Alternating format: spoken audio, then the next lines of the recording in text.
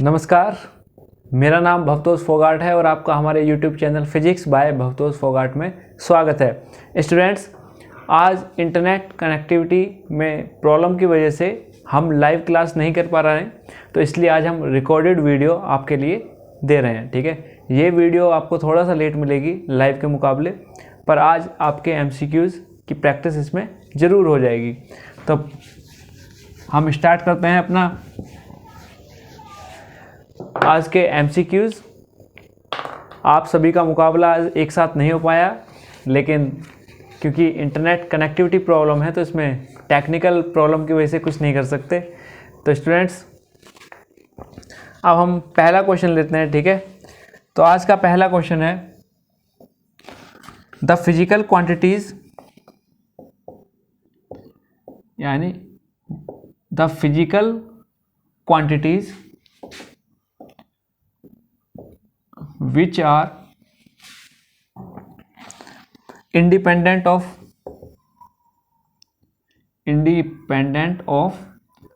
other physical quantities। ऐसी physical quantities जो दूसरी फिजिकल क्वांटिटीज के इंडिपेंडेंट होती है, ठीक है, और कॉल्ड, उन्हें हम क्या कहते हैं? ठीक है, हमारे पास ऑप्शन ए है फंडामेंटल क्वांटिटीज, यानी ऐसी क्वांटिटीज जो दूसरों के ऊपर डिपेंड नहीं होती, उन्हें हम क्या बोलेंगे? Fundamental quantities. Option B derived quantities. Option C derived units, या डी नन ऑफ दिस।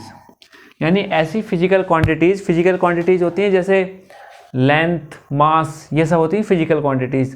तो the physical quantities which are independent, जो पूरी तरह क्या होती हैं? इंडिपेंडेंट होती हैं दूसरी फिजिकल क्वांटिटीज के, हम उन्हें क्या बोलते हैं? पहला फंडामेंटल क्वांटिटीज, दूसरा ड्राइव्ड क्वांटिटीज, तीसरा ड्राइव्ड यूनिट्स, या चौथा नन ऑफ दिस। तो हमारी जो फंडामेंटल क्वांटिटीज, ठीक है, तो इसका आंसर क्या होगा? फिजिकल क्वांटिटीज जैसे लेंथ, मास, टाइम, ये सभी ड्राइव किस में आती हैं? यानी दूसरी फिजिकल क्वांटिटीज से इंडिपेंडेंट होती हैं। यानी लेंथ, लंबाई, मास हमारा द्रव्यमान, और टाइम यानी समय, ये क्वांटिटीज दूसरी फिजिकल क्वांटिटीज के ऊपर डिपेंड नहीं करती, इसलिए हम इन्हें कहते हैं फंडामेंटल क्वांटिटीज। तो हमारा सही आंसर है फंडामेंटल क्वांटिटीज।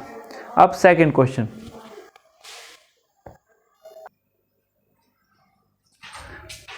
अब हमारा नेक्स्ट क्वेश्चन आता है। ठीक है, पहला क्वेश्चन हमने देखा है ऐसी क्वांटिटीज, फिजिकल क्वांटिटीज जो दूसरी फिजिकल क्वांटिटीज के ऊपर डिपेंड नहीं करती, हम उन्हें कहते हैं फंडामेंटल क्वांटिटीज।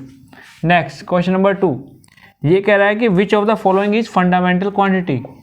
तो अभी हमने बात की थी, इनमें से कौन सी, which of the following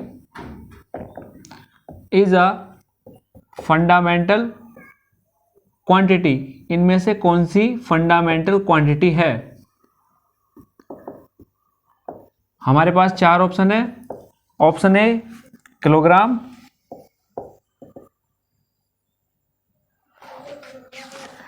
option B second,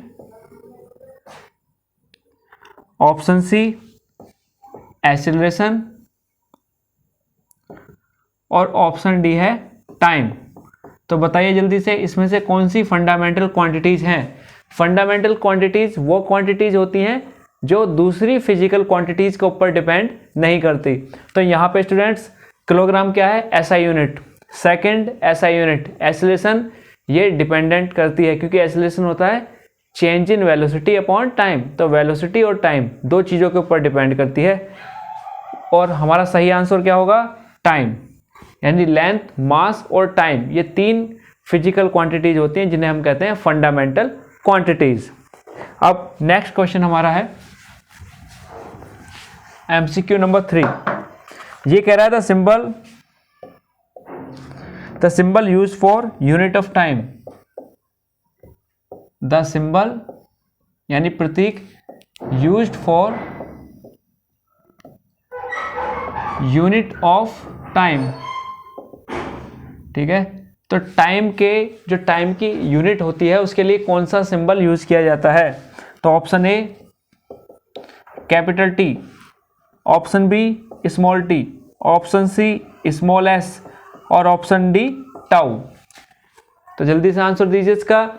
the symbol use for unit of time, मतलब टाइम की यूनिट क्या होती है? टाइम की यूनिट होती है सेकंड। तो सेकंड के लिए हम क्या यूज करते हैं? Small S. तो हमारा आंसर होगा एस। अब नेक्स्ट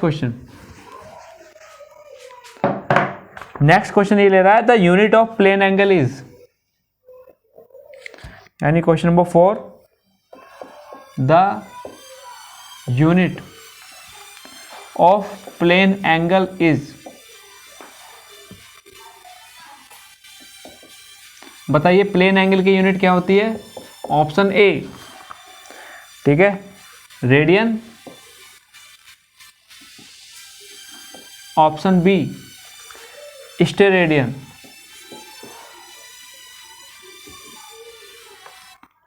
ऑप्शन सी कैंडिला और ऑप्शन डी मोल। ठीक है, प्लेन एंगल, ठीक है, तो हम जानते हैं प्लेन एंगल की ऐसा यूनिट क्या होती है? वो होती है हमारी रेडियन। ठीक है, प्लेन एंगल की ऐसा यूनिट रेडियन होती है। नेक्स्ट क्वेश्चन नंबर 5 कह रहा है एरिया, वॉल्यूम, डेंसिटी, यानी क्या होती हैं? Are. Option A fundamental quantities,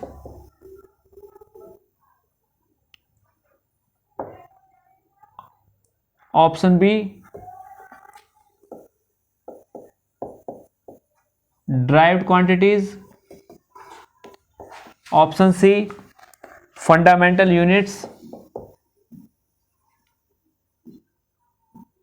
और ऑप्शन डी ड्राइव्ड यूनिट्स। ठीक है, यहाँ एरिया, वॉल्यूम और डेंसिटी क्या होती है? Option A fundamental quantities, derived units, quantities, fundamental units या ड्राइव यूनिट्स। तो सबसे पहले आपको बताते हैं कि फंडामेंटल क्वांटिटीज और ड्राइव क्वांटिटीज कौन सी होती हैं। तो स्टूडेंट्स, जो क्वांटिटीज किसी और के ऊपर डिपेंड नहीं करती उन्हें हम कहते हैं फंडामेंटल क्वांटिटीज, जैसे लेंथ, मास और टाइम। ये क्वांटिटीज किसी और के ऊपर डिपेंड नहीं करती, तो हम इन्हें कहते हैं फंडामेंटल क्वांटिटीज। जबकि ड्राइव क्वांटिटीज होती हैं जो दूसरों के ऊपर डिपेंड करती हैं, जैसे डिस्प्लेसमेंट, नहीं इसमें कहेंगे जैसे वेलोसिटी। वेलोसिटी क्या होती है? Displacement upon time.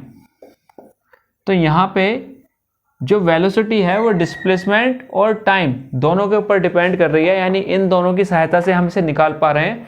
तो यानी वेलोसिटी को हम डिस्प्लेसमेंट और टाइम दोनों क्वांटिटीज की हेल्प से ड्राइव कर पा रहे हैं, तो इसलिए इसका सही आंसर क्या होगा? इसी तरह एरिया होता है length into breadth, volume L into B, यानी लेंथ, ब्रेथ और हाइट का multiplication, density mass upon volume. तो सही आंसर क्या होगा?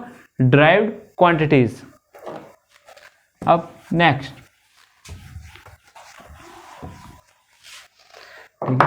आपको बताना है अब विच of the following is derived unit.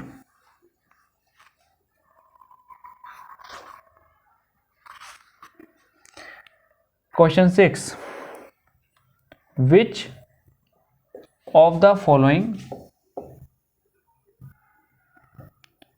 is derived unit, यानी इनमें से कौन सी ड्राइव्ड यूनिट है? ऑप्शन ए, यानी जिसे हमने ड्राइव करके निकाला है, जो इंडिपेंडेंट नहीं है। तो हमें इसमें बताना है कौन सी ड्राइव्ड यूनिट है हमारी। तो option A kilogram, option B second, option C metre और डी मीटर पर सेकेंड। तो ड्राइव यूनिट्स कौन सी होती हैं? ऐसी यूनिट्स जो और यूनिट्स की सहायता से ड्राइव की जाती हैं, यानी जो सिंगल नहीं होंगी, किसी और के साथ होंगी। तो ये किलोग्राम मास की है, सेकंड टाइम की है, लेंथ मीटर की है। तो ये पूरी तरह इंडिपेंडेंट है। इन तीनों क्वांटिटीज़ को हम कहते हैं फंडामेंटल क्वांटिटीज़। ये वाली क्वांटिटीज़ है हमारी स्पीड या वेलोसिटी की। स्पीड किस पे डिपेंड होती है? डिस्टेंस और टाइम पर। तो हमारा सही आंसर क्या है? डी, यानी कौन सी डिराइव्ड यूनिट है? Metre per second. अब next question number 7।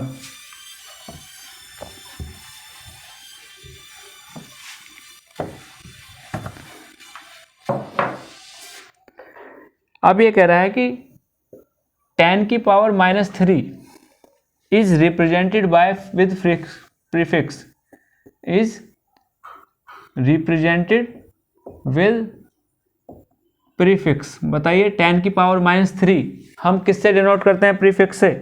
Option A kilo, option B milli, option C mega और ऑप्शन डी सेंटी। तो हम जानते हैं 10 की पावर -3 इसे हम डिनोट करते हैं किलो। किलो में कितने होते हैं? 10 की पावर 3, ठीक है। और मिली में होते हैं 10 की पावर -3। तो हमारा सही आंसर है मिली, यानी 1 मिली में कितने होते हैं? 10 की पावर -3। अब नेक्स्ट क्वेश्चन इसी तरह अगर हम रिप्रेजेंट करें, ठीक है। दूसरा क्वेश्चन हमारा थोड़ा सा घूम के आएगा। अब इसमें नेक्स्ट क्वेश्चन में हमारा है 1 मिलीग्राम। 1 मिलीग्राम में कितने ग्राम होते हैं? ठीक है, आपके पास ऑप्शन है ए 10 की पावर -2, ऑप्शन बी 10 की पावर -3, ऑप्शन सी 10 की पावर -6 और ऑप्शन डी 10 की पावर -9। तो 1 मिलीग्राम में कितने ग्राम होते हैं? जल्दी से आप बताइए। सेम पहले की तरह किसकी बात चल रही है? मिली। अभी हमने बात की थी कि प्रीफिक्स मिली किसके लिए यूज करते हैं, तो उसका आंसर क्या था? 10 की पावर -3। तो 1 मिलीग्राम में 10 की पावर -3 ग्राम होते हैं, ठीक है। अच्छा, अब फिर से हम आपसे पूछेंगे, ठीक है, एक next question, question number 9। Force is a, ठीक है, आपको बताना कैसी क्वांटिटी है। Option A fundamental, option B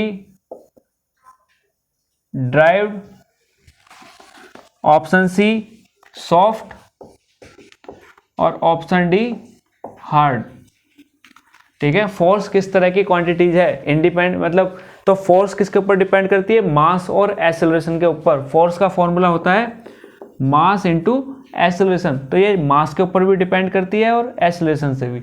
यानी फोर्स को अगर हमें ड्राइव करना हो तो हम किसकी सहायता से निकालेंगे? मास और एक्सेलरेशन की। तो कैसी क्वांटिटी हुई? ड्राइव्ड क्वांटिटी, यानी जो औरों के ऊपर डिपेंड करती है। अब आज का लास्ट क्वेश्चन, अब ये कह रहा है द